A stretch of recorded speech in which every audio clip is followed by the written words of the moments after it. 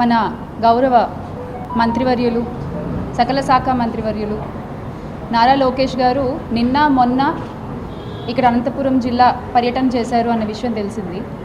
అయితే నేను అడిగాను, ఆయన పర్యటించారు కదా, మరి ఏమన్నా మాట్లాడారా ఇక్కడ సమస్యల గురించి, ఇక్కడ ఇబ్బందుల గురించి ఉద్దేశించి ఏమైనా అడ్రస్ చేశారా అని అడిగితే నాకు చెప్పారు, ఆయన వచ్చి ఒక శంకుస్థాపన చేసి, అది కూడా ఏమిటి జగనన్న హయాంలో ప్రవేశపెట్టినటువంటి ఆ ప్రాజెక్ట్కి ఆయన శంకుస్థాపన ఇప్పుడు చేసి ఆ తర్వాత ఏదో వివాహ వేడుకకు హాజరయ్యి వెళ్ళిపోయారన్న విషయం తెలిసింది.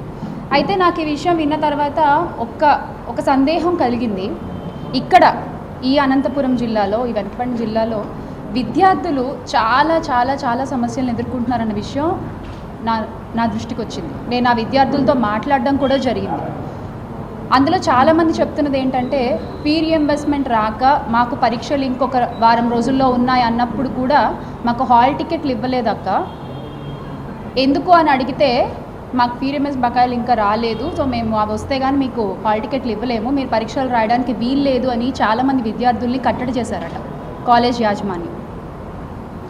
ఇంకా పాపం వాళ్ళు అప్పటికప్పుడు వాళ్ళ తల్లిదండ్రులు ఇంట్లో ఉన్నవి లేనివి అన్నీ తాకట్టు పెట్టి అప్పు తెచ్చి డబ్బులు సమకూర్చుకుని ఆ పేద విద్యార్థులు ఫీజులు కట్టి హాల్ టికెట్లు తెచ్చుకున్న పరిస్థితిని నిన్న ఆ విద్యార్థులు నాకు వివరిస్తుంటే చాలా బాధగా అనిపించింది.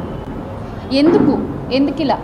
మీరు ఒక విద్యాశాఖ మంత్రిగా ఉన్నారు, మీరు ఇస్తానన్న ఫీ రియంబర్స్మెంట్ బకాయిలు ఇంకా దాదాపు ఏడాది అవుతున్నా కూడా మీరు ఇప్పటివరకు దాన్ని చెల్లించలేదు. సరే, మీరు జిల్లాలోకి వచ్చినప్పుడు ఆ విద్యార్థుల్ని కలిసి ఒక చిన్న మాట ధైర్యం చెప్తే వాళ్ళకి ఎంత ఆనందంగా ఉంటుందండి. ఆ తల్లిదండ్రులకు ఒక భరోసా, ఎప్పుడు చేస్తాం, ఇవాళ చేస్తామో రేపు చేస్తామో మీరు ఎలాగో చెప్తూ ఉంటారు కదా, రేపు ఎల్లుండి అంటూ దాటేస్తూ ఉంటారు కదా, ఆ మాట ఏదో మీరే స్వయంగా చెప్తే వాళ్ళకి ధైర్యంగా ఉంటుంది కదా. దాని గురించి మాట్లాడలేదు జిల్లాలోకి వచ్చి. అలాగే